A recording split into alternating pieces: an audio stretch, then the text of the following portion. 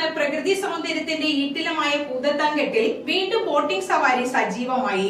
വിനോദസഞ്ചാരികൾ ഏറെ ആകാംക്ഷയോടെ കാത്തിരുന്ന രസകരമായ ബോട്ട് യാത്ര ചെറിയ ഇടവേളയ്ക്ക് ശേഷം ആരംഭിച്ചതോടെ ഇവിടുത്തെ വിനോദസഞ്ചാര മേഖലയ്ക്കും ഉണർവ് കൈവരുമെന്ന പ്രതീക്ഷയാണുള്ളത്. വിനോദസഞ്ചാരികൾക്ക് ഹരം പകരാൻ വലുതും ചെറുതുമായ 7 ബോട്ടുകളാണ് പെരിയാറിന്റെ തീരത്ത് സജ്ജമാക്കിയിട്ടുള്ളത്. പ്രകൃതിയും പച്ചപ്പും ചേർന്ന ഈ വിനോദസഞ്ചാര കേന്ദ്രം ഇനി വീണ്ടും സഞ്ചാരികളുടെ പറുദീസയായി മാറിയിരിക്കുന്നു.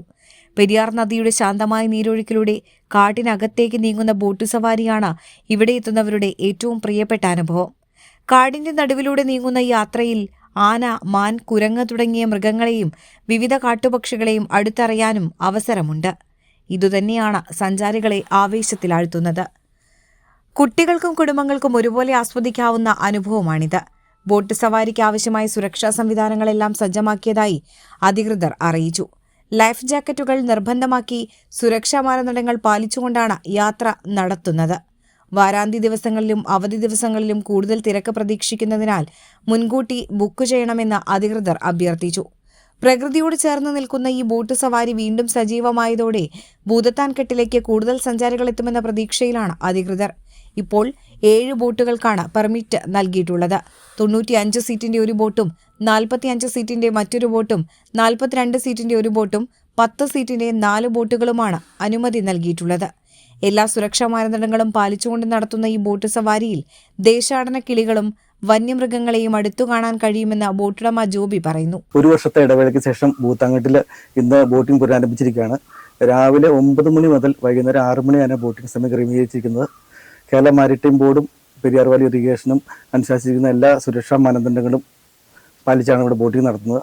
ഭൂതത്താൻകെട്ടിൽ നിന്നും തട്ടേക്കാട്, ഇഞ്ചത്തൊട്ടി, ഞായപ്പള്ളി, കുട്ടമ്പുഴ, നേരിമംഗലം വരെയാണ് ബോട്ട് യാത്ര.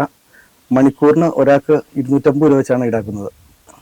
നമുക്ക് യാത്രയിലുടനീളം നമുക്ക് വിവിധ ഇനം ദേശാടന പക്ഷികളെയും വന്യജീവികളും കാണാനായിട്ട് സാധിക്കും. പ്രകൃതി ഭംഗിയും കാട്ടുമൃഗങ്ങളെയും ബോട്ട് യാത്രയിലുടനീളം കാണാൻ കഴിയുമെന്നും യാത്രയിൽ പങ്കെടുത്ത ജസ്റ്റിസ് സിജോ സാക്ഷ്യപ്പെടുത്തുന്നു. യാത്ര ചെയ്യുമ്പോൾ നല്ല പ്രകൃതി രമണീയമായ ഒരു അന്തരീക്ഷമാണ് ഇവിടെ. ഇതിനു മുമ്പ് ഞങ്ങൾ യാത്ര ചെയ്തിട്ടുണ്ട്.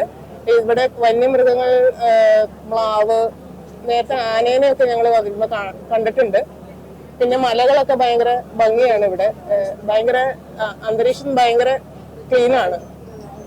നല്ല യാത്രയാണ്. ഭൂതത്താൻകെട്ടിൽ ബോട്ടിംഗ് പുനരാരംഭിച്ചതോടെ ഈ പ്രദേശത്തെ മുഴുവൻ ടൂറിസം മേഖലയ്ക്കും ഇത് കൂടുതൽ ഉണർവ് നൽകുമെന്ന് ആന്റണി ജോൺ MLA പറഞ്ഞു. കേരളത്തിലെ തന്നെ ഏറ്റവും പ്രധാനപ്പെട്ട ഒരു വിനോദസഞ്ചാര കേന്ദ്രം എന്നുള്ള നിലയിൽ ഇന്ന് ഭൂതത്താൻകെട്ട് മാറിയിട്ടുണ്ട്. അതിൽ ഏറ്റവും പ്രധാനമായി നമ്മൾ കാണേണ്ടത് ഇവിടെ കൂടുതൽ നിർമ്മിതികളല്ല, പ്രകൃതി തന്നെ ആവശ്യത്തിനുള്ളതെല്ലാം ഇവിടെ ഒരുക്കിയിട്ടുണ്ട് എന്നുള്ളതാണ് ഈ പ്രദേശത്തിന്റെ ഒരു പ്രത്യേകത. അപ്പോൾ അതുകൊണ്ട് അത് പരമാവധി നമുക്ക് പ്രയോജനപ്പെടുത്തി എടുക്കണമെന്നുള്ള ഒരു കാഴ്ചപ്പാടിന്റെ അടിസ്ഥാനത്തിലാണ് വിവിധങ്ങളായിട്ടുള്ള പദ്ധതികൾ, നേരത്തെ ടൂറിസം പദ്ധതിയുമായി ബന്ധപ്പെട്ടുകൊണ്ട് കുറെ പ്രവർത്തനങ്ങൾ ഇവിടെ പൂർത്തീകരിച്ചിരുന്നു. അതിന്റെ തുടർച്ചയിലാണ് ബോട്ടിംഗ്. ഏറ്റവും ആകർഷകമായ ഭൂതത്താൻകെട്ടിനെ സംബന്ധിച്ച് നമ്മുടെ ഈ ബോട്ടിംഗ് എന്നുള്ളത് യഥാർത്ഥത്തിൽ തേക്കടിക്ക് സമാനമായ ഒരു ബോട്ട് യാത്രാനുഭവം നൽകുന്ന ഒരു ട്രിപ്പ് കൂടിയാണ്, അല്ലെങ്കിൽ ഒരു ബോട്ടിംഗ് സർവീസാണ്.